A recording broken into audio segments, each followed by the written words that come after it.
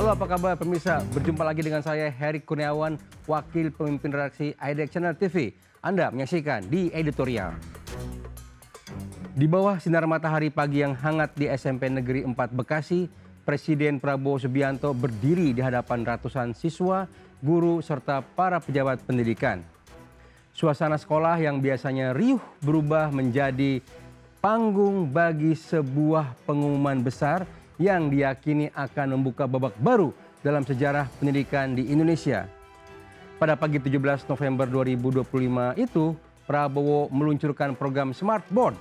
Ini menjadi langkah awal dari visi besar untuk memodernisasi pembelajaran dan mengejar ketertinggalan yang sudah berlangsung puluhan tahun. Bagi Prabowo, dunia pendidikan adalah fondasi masa depan bangsa, dan karena itu tak boleh ada satu wilayah pun di Indonesia yang tertinggal, baik dalam hal fasilitas, kualitas guru maupun akses teknologi. Di hadapan hadirin, Prabowo berbicara dengan nada tegas, mencerminkan keseriusannya mengubah wajah pendidikan nasional. Ia tidak sekadar menyampaikan janji, melainkan menegaskan bahwa seluruh ekosistem pendidikan harus diperbarui secara menyeluruh. Banyak sekolah di Indonesia yang masih berada dalam kondisi memprihatinkan. Sebut saja bangunan yang retak, ruang kelas yang tak layak pakai, hingga laboratorium yang kosong perangkat, hingga perpustakaan yang hanya berisi buku-buku lama. Kondisi ini kontras dengan cita-cita Indonesia menjadi negara maju pada tahun 2045. Karena itu, Prabowo menekankan bahwa pemerintahannya akan menghadapi masalah-masalah tersebut secara langsung dan tidak akan menghindar dari kenyataan pahit mengenai kualitas pendidikan yang masih timpang. Dalam banyak kesempatan, Prabowo memang dikenal lantang mengakui kekurangan negaranya, termasuk dalam sektor pendidikan. Baginya pengakuan itu penting sebagai pijakan untuk melakukan perbaikan yang lebih terarah. Ia menyatakan bahwa masih banyak kekurangan yang perlu diperbaiki, mulai dari kualitas pengajaran, kompetensi guru, hingga fasilitas dan akses teknologi. Namun alih-alih menjadikan kekurangan itu sebagai penghalang, Prabowo memandangnya sebagai energi untuk bergerak lebih cepat dan lebih berani. Ia tidak ingin hanya berfokus pada data, tetapi ingin melihat perubahan nyata di lapangan.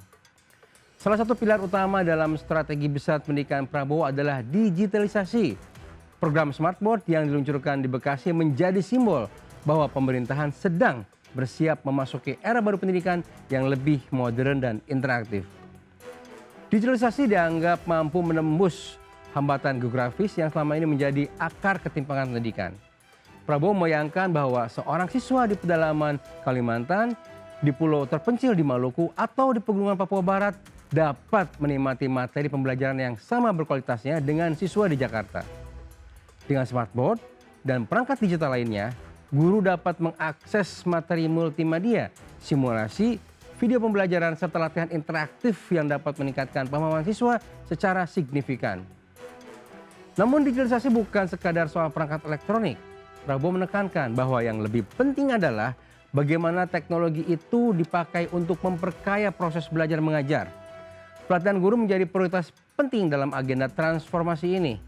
Pemerintah ingin memastikan bahwa guru tidak hanya menjadi pengguna teknologi, tetapi mampu menjadikannya sebagai alat pedagogis yang efektif. Pelatihan berkelanjutan akan diberikan, baik secara tatap muka maupun daring, agar guru dapat mengadaptasi metode pembelajaran modern. Prabowo yakin bahwa guru adalah ujung tombak perubahan. Tanpa guru yang mumpuni, teknologi secanggih apapun tidak akan membawa dampak optimal. Selain digitalisasi, pemerintah juga mencanangkan renovasi besar-besaran terhadap sekolah-sekolah di seluruh Indonesia. Dari gedung sekolah yang sudah tua hingga fasilitas olahraga yang minim, semua akan masuk dalam daftar prioritas. Dan pemerintah ingin memastikan bahwa setiap anak Indonesia belajar di lingkungan yang aman, nyaman, dan memadai.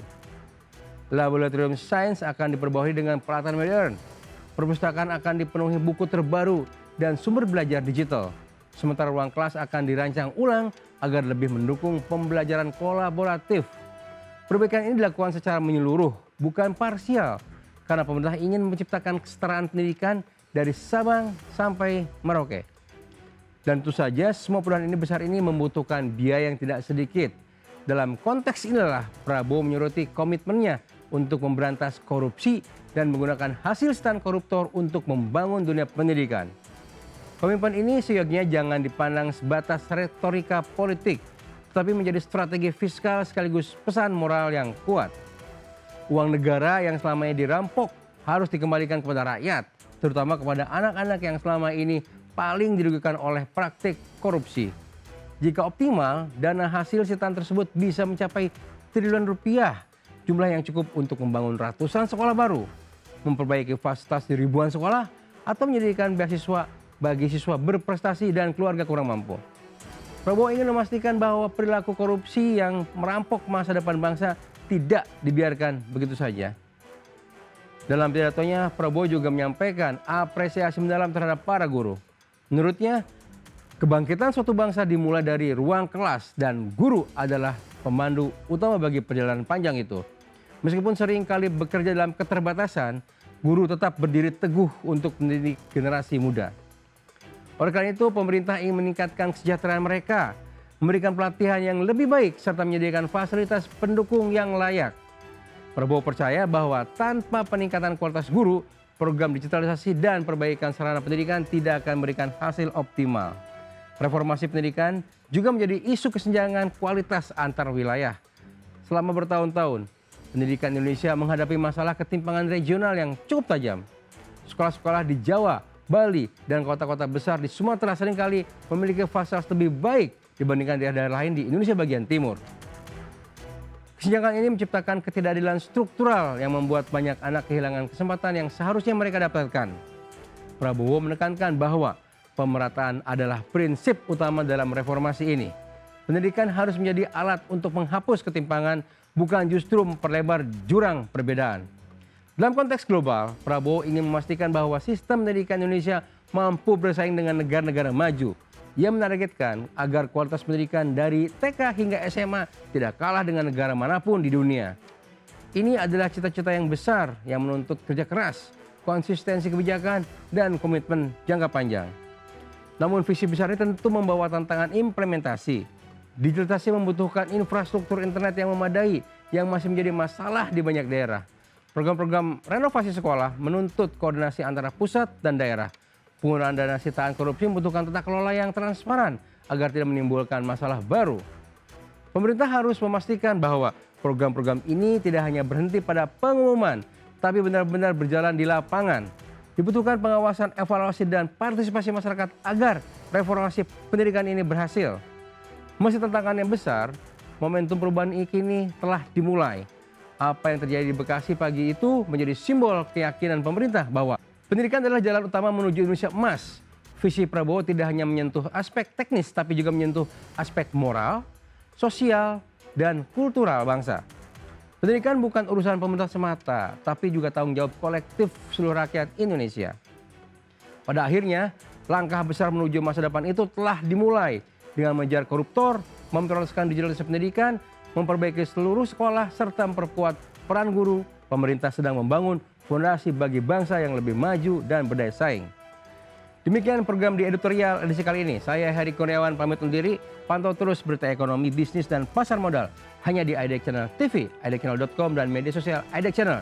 Sampai jumpa. Jangan lupa untuk selalu bahagia.